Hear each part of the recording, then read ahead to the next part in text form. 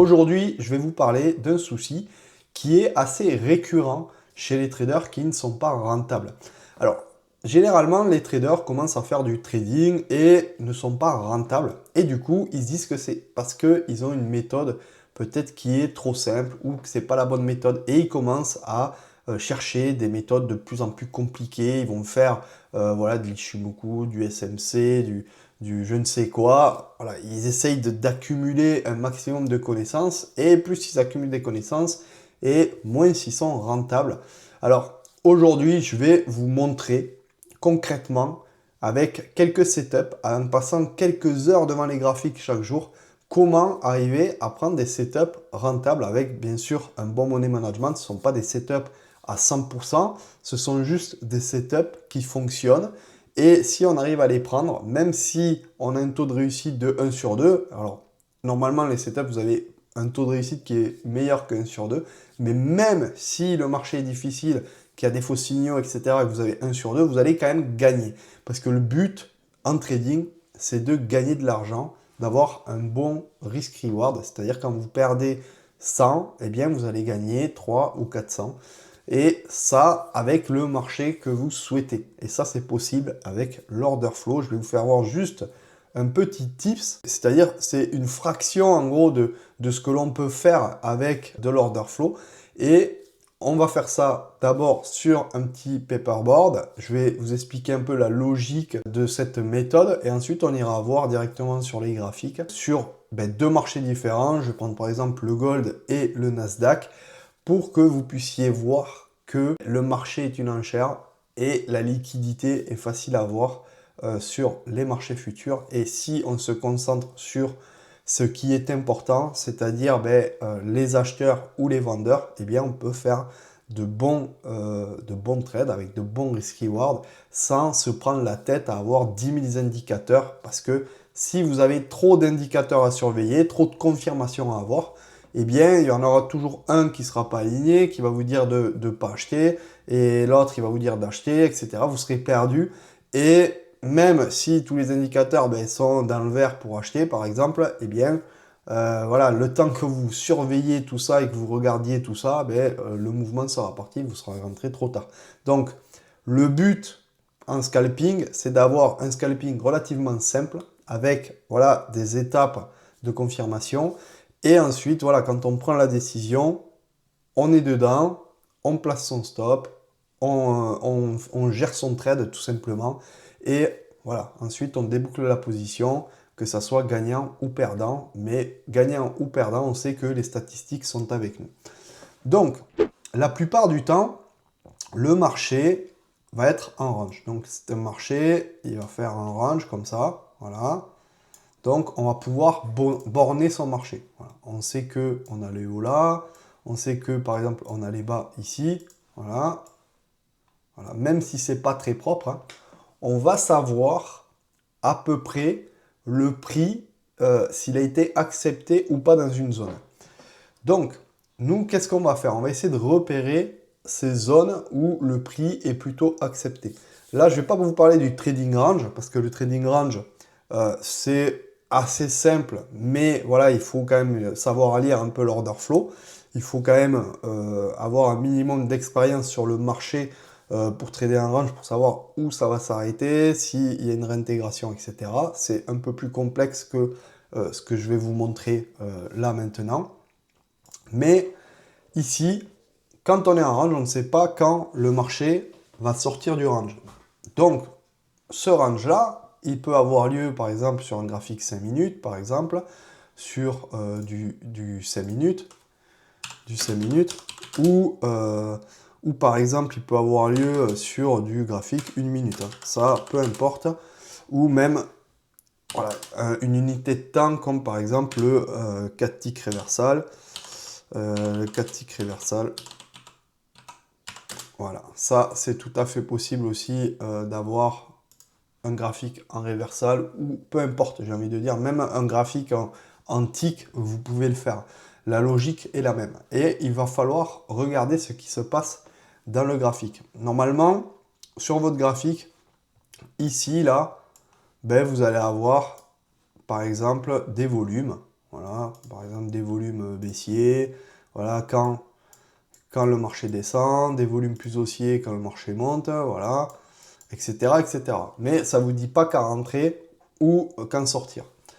Ce que l'on va regarder, nous, c'est les intervenants qui agressent le marché. C'est-à-dire, on va regarder à l'instant T ce que font les intervenants, ce que font les gros intervenants, ceux qui ont les moyens de mettre plusieurs dizaines, voire plusieurs centaines de lots sur le marché, sur une seule position. Et ça, on va le voir avec les big trades. Par exemple, ici, si on veut essayer de sortir de ce range-là, eh bien, il va falloir mettre des big trades. On va mettre des big trades. Alors, je vais mettre à l'intérieur, je vais le mettre en rouge. Voilà, on va avoir des big trades. Voilà, comme ça. Big trade, big trade. On va avoir encore des big trades. Et ça va agresser le marché. Ça va continuer à agresser le marché. Alors que quand on va pas forcément vouloir sortir d'un range, il va y avoir surtout des big trades vers le haut, comme ça. Voilà, c'est des big trades vendeurs.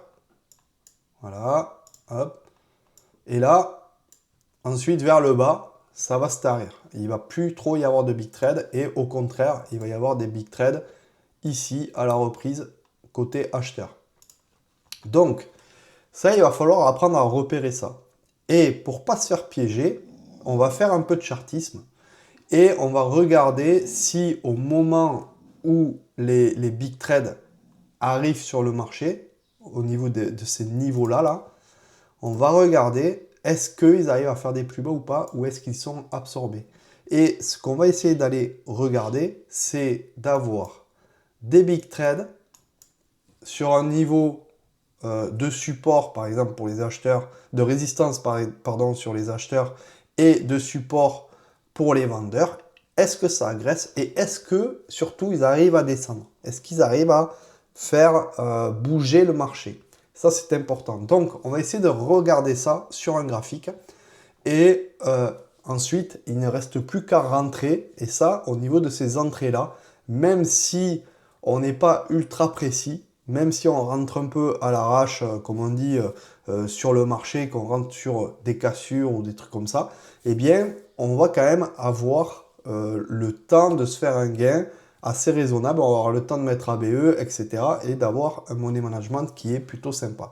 Donc, on va aller sur Atas et on va regarder directement sur Atas comment on aurait pu rentrer et le type de setup qu'on peut avoir directement sur ce genre de graphique, que ce soit du Nasdaq ou du Gold. Donc, on va prendre une journée.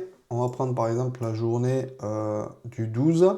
Alors, ça fonctionne bien, ce genre de méthode, sur des compressions et ensuite des journées qui sont assez directionnelles. Si vous n'avez pas de journée bien directionnelle, eh bien, vous allez sortir avec un gain, mais il ne sera pas forcément énorme. Donc, vous pourrez avoir un risk-reward qui est un peu plus faible. Donc, c'est pour ça que je vous conseille, moi, personnellement, de fractionner vos sorties, de sortir déjà le TP1 quand ça commence à ralentir, ou vous commencez à revoir, par exemple, des acheteurs sur une descente, et ensuite, laisser courir un peu votre trade avec un stop assez large. Comme ça, voilà, si le marché part, eh bien, vous pourrez prendre toute la descente. Enfin, on n'arrive jamais à vendre du top au bottom, mais vous pourrez prendre une bonne partie de la descente. C'est ça que je veux vous dire. Donc ici, par exemple, on a une journée qui est assez haussière le matin. Donc on a quand même la VWAP qui nous dit que ici, voilà, il commence à y avoir le momentum qui va se renverser si jamais on va en dessous de la VWAP. Mais nous, ce qu'on va faire, on va prendre à partir de 15h30. 15h30, c'est ici. Voilà. 15h30, c'est ici. Donc, quand on ouvre à 15h30, on a un plus bas qui est ici, un plus bas qui est là. Donc, nos plus bas instantanés, voilà, ils sont là. Voilà. De là à là, jusqu'à là-haut. Voilà. Donc là, on ne sait pas encore dans quel sens ça va partir. Ici, on a un gros acheteur. On a des gros acheteurs, mais ils n'arrivent pas à casser les plus hauts. Ils n'arrivent pas à casser vraiment les plus hauts qui se sont faits. Regardez, la 14h59, 14h42, vous voyez, le pré-market est allé plus haut. Donc ici, ils mettent du volume, ils mettent des gros trades, mais ils n'arrivent pas à monter. Donc ça, on n'achète pas là-dessus, on attend que ça passe cette zone-là pour commencer à se demander, voir s'il y a des acheteurs ou des vendeurs. Et pareil pour le bas. Pour les bas, on attend vraiment de franchir cette zone-là. Voilà, la zone des plus bas. Voilà. Pour commencer à se dire, on va peut-être shorter. Et surtout la VWAP. Donc, ici, qu'est-ce qu'on fait? On attend. Voilà, on attend. Alors, si vous avez trop de big trade, ben, vous pouvez essayer de filtrer. On attend et là, à un moment donné, regardez, on commence à casser avec un big trade. Un big trade, ça remonte un peu. Voilà, il y a un petit 100 mais qui se fait absorber. On redescend de suite. Et là, regardez, pam, pam, pam, pam, pam. Là, on commence à avoir des gros trades. Du 500, du 300, du 400. Et derrière, voilà, on a un petit pullback qui se fait. On n'arrive toujours pas à monter, vous voyez. Ça, c'est très intéressant parce que c'est des pièges. Voilà, c'est des acheteurs ici qui se font piéger parce qu'ils achètent, mais au final le marché continue à descendre. Donc quand vous voyez ce genre de choses, des big trades avec des acheteurs qui n'arrivent pas à faire remonter le marché, ou s'il n'y en a pas, vous pouvez aussi vendre. Là ici on a beaucoup de vendeurs, moins d'acheteurs, ça continue à descendre, on continue à avoir des big trades, là on peut commencer à vendre. On peut commencer à vendre même ici, voilà, ici, et on sait que on est quand même protégé par ces big trades là. Voilà. Ici, l'attaque a commencé réellement ici. Voilà. On sait qu'il peut y avoir un pullback sur VWAP ou sur bad range. Ça, on le sait. Donc, du coup, dans son money management, on l'intègre. Et ensuite, voilà, on continue à tenir le trade. Voilà. Ici, on a un beau signal aussi, hein, 542 acheteurs. Mais au final, ils n'arrivent pas à faire de plus haut. Voilà, même on redescend, donc ils se font absorber. Et ensuite, regardez, à chaque fois qu'on va attaquer les plus bas, on peut essayer de renforcer aussi. Là, ici, on est un plus bas. Ici, là, on est un plus bas. Et là, on casse le plus bas avec un énorme big trade. Ça, pam, on peut essayer de renforcer dedans. Et vous voyez, à chaque fois, on se met à BE assez rapidement. Et ça fonctionne plutôt bien. Là, pareil, on a un plus bas. Alors là, c'est très agressif. Hein. C'est très agressif. On a un plus bas. Pam, pam, pam. Ça frappe fort côté vendeur. Et là, on peut essayer de vendre directement. On peut essayer de vendre. Alors, soyez prudent. Regardez vos zones, hein, surtout. C'est ça le plus important. Et le contexte de marché. Et voilà. Ensuite, vous laissez courir votre trade. Et quand ça commence à ne plus vendre, regardez ici. Hop, ça ne vend plus forcément. Regardez, hop, ça ne vend plus. Il n'y a plus de big trade vendeur. Là, on commence à faire attention. On commence à se dire, attention, peut-être que il est temps que je sorte. Et surtout, on regarde qu'il n'y ait pas trop d'absorption. Regardez ici, hop, il y a de l'absorption. Ici, bon, il y a de l'absorption, c'est du côté acheteur. Et puis derrière, on voit qu'il y a toujours des vendeurs. Ici, regardez, un énorme big trade. Énorme. Voilà. Mais bon, voilà, c'est la clause aussi. Mais vous voyez, du moment où les vendeurs ont arrêté de vendre, là on le voit très clairement. Voilà, c'était le moment où il fallait sortir. Voilà. On sort après, on essaie de sortir peut-être au plus bas ou on essaie de sortir sur stop, mais on a quand même fait un trade qui est magnifique. On a commencé peut-être à trader ici. Voilà, si on veut prendre la question du range, on peut commencer à le trader ici et ensuite à chaque latéralisation, à chaque fois qu'on sort, regardez, on trace notre range. Voilà. Bam, grosse sortie et ça descend. Là ici, range.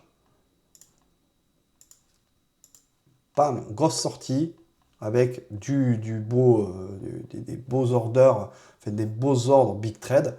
Grosse sortie, bam, et ça continue à descendre, à descendre. Et à un moment donné, regardez, là vous voyez, il n'y a plus de vendeurs. Il n'y a plus beaucoup de vendeurs. Vous voyez la différence entre ici et là. Alors maintenant, on va aller sur le gold. Le gold, c'est une matière première, c'est pas un indice.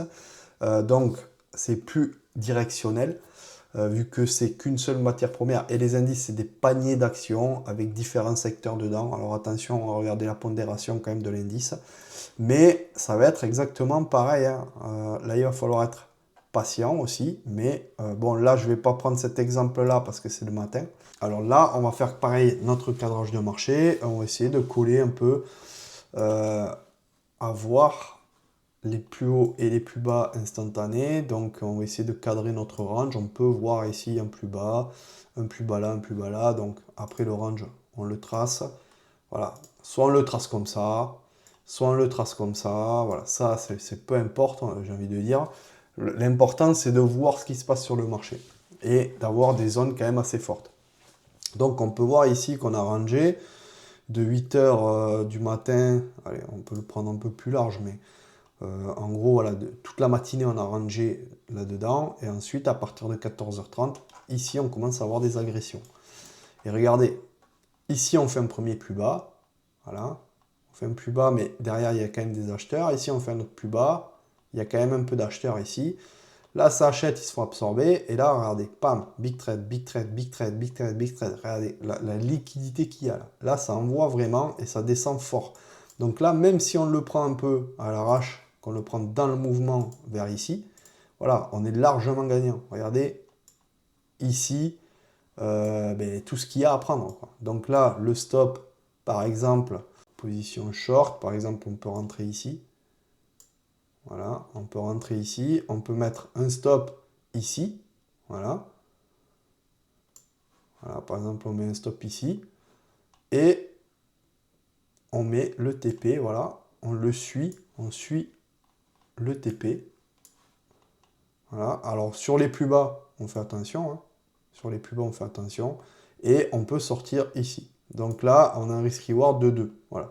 Tout en se disant qu'on a des stops larges, là. On a des stops vraiment qui sont larges, parce que moi, personnellement, sur une position comme ça, je prends les derniers plus bas, voilà, je trace mon range un peu instantané, je prends les derniers plus bas, et je vais prendre, voilà, limite les plus bas, allez, comme ça, voilà.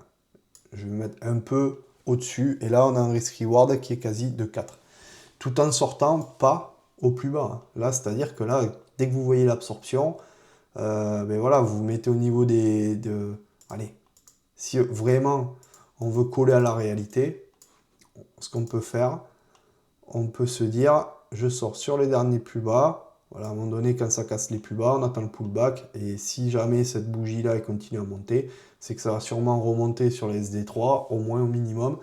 Donc voilà, ça sert à rien de prendre le risque. Donc là, on a un risk reward de 3. Ensuite, on latéralise, voilà, on fait une belle latéralisation. Alors là, on est sorti, hein.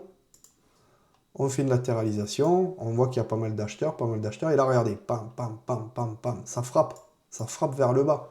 Vous voyez, il faut toujours attendre une petite latéralisation, c'est important, il faut que ça latéralise. Et là, qu'est-ce qu'on peut faire? On peut essayer de rentrer. Voilà.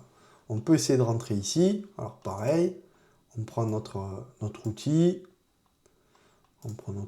position longue, ah, c'est pas ça, position short. Voilà, on essaie de rentrer peut-être. Alors là, il y a l'SD3, mais bon, le momentum est baissier. Donc on peut le tenter. Comme je vous dis à chaque fois, prenez pas exactement le bas d'orange parce que sinon vous pouvez vous faire sortir. Moi, ce que je fais, voilà, si on a des big trades, je me mets derrière les big trades. Voilà, ici, voilà, ça fait un petit stop et ensuite on suit le prix. On suit le prix. Voilà, on voit qu'ici ça retrace, etc. On limite, on revient négatif, donc là on fait attention, hop, là on a un big trade, on retrace, là on peut essayer de se mettre à BE ou de sortir, voilà, on se met ici, donc là on a quand même 1,64 de risk reward, c'est pas énorme, mais bon, voilà, c'est toujours ça de prix, on se fait, après il faut rester prudent, voilà, quand les plus bas ne vont pas beaucoup plus bas, on reste prudent. Et ensuite, on attend vraiment des belles latéralisations, ici ensuite, hop, on voit qu'on a un gros range qui se fait. Alors, ici, on a un petit range qui se fait avec une sortie vers le haut, mais bon, c'est du contre-rien. Ici, on a une petite latéralisation aussi qui se fait, mais bon, vous voyez la différence entre ici, ici et là. Vous voyez, c'est un peu pauvre quand même. Moi, j'aurais pas shorté. Ici, bon, ça tabasse, mais regardez, les plus bas instantanés ne sont pas cassés. Donc, ça, il faut faire attention. Et ensuite, voilà. Regardez, on va aller sur une autre journée, par exemple. Regardez. Ça, très tôt le matin, c'est super aussi. Là, par exemple, il est quelle heure? 8 h, 9 h. Moi, j'essaie de prendre un marché cash. Voilà. Sur un marché cash, regardez, par exemple, là, on a un... Allez, on peut prendre le range. Soit on le prend ici, soit on le prend là. Soit on le prend ici, soit on le prend là. On fait notre range. Voilà. Notre range, il est là. Si on veut être tatillon, ben, on peut se dire, bon, allez, notre range, il est là. Et là, derrière, regardez. On y va. On a des big trades. Vous voyez, c'est pas fou. Voilà, ce setup, il est pas énorme quand même. Ce setup, vous voyez, il n'y a pas énormément de liquidité, mais il y a quand même de quoi faire. Il y a quand même un peu de quoi faire parce que derrière, on voit que ça commence à latéraliser, etc. Il y a moyen de sortir. Il y a moyen de sortir BE, mais vous voyez, par rapport au setup qu'on a vu après, enfin qu'on a vu avant, pardon, ben c'était pas fou. Voilà, il n'y a pas énormément de liquidité, mais là, on peut se dire, ok, on rentre. Et il y a quand même pas mal à faire, hein. Regardez ici, de là à là. Il y a quand même, à un micro-lot, il y a 90 balles à faire. Donc voilà, vous faites facile, allez, 50 balles à un micro-lot. Donc vous pouvez faire 100 balles à deux micros, quoi. Sans trop risquer. Le risk reward n'est pas fou. Mais vous voyez, derrière, ça latéralise, etc. Quand on voit qu'ils n'arrivent pas à passer, on peut essayer de sortir. Vous voyez, on a le temps de voir venir. Donc je ne vais pas vous faire le matin, hein, parce que le matin, c'est vraiment facile. Regardez, le matin, par exemple, en pleine nuit, regardez, pam, pam, pam, pam, pam, pam, ça avance, ça avance, ça avance, il suffit de vendre, c'est gagné. Donc, ce qu'il faut comprendre, c'est de vraiment essayer de regarder, d'observer la liquidité et de regarder si les acheteurs achètent haut, si les vendeurs achètent bas et surtout s'ils continuent, par exemple pour une vente, s'ils continuent à vendre, s'ils continuent d'insister et qu'il y a du relais. C'est-à-dire qu'il y a du monde qui continue de vendre et que le marché descend, ou si c'est pour les achats, s'ils continuent d'acheter haut et que les acheteurs arrivent à monter. Ça, c'est très important. Et n'oubliez pas, le marché, c'est une enchère. C'est-à-dire que c'est celui qui met le plus d'argent sur la table qui arrive à faire bouger le marché. Et que ça soit en ordre limite ou en ordre exécuté, eh bien, on peut arriver à voir ce qui se passe sur le marché.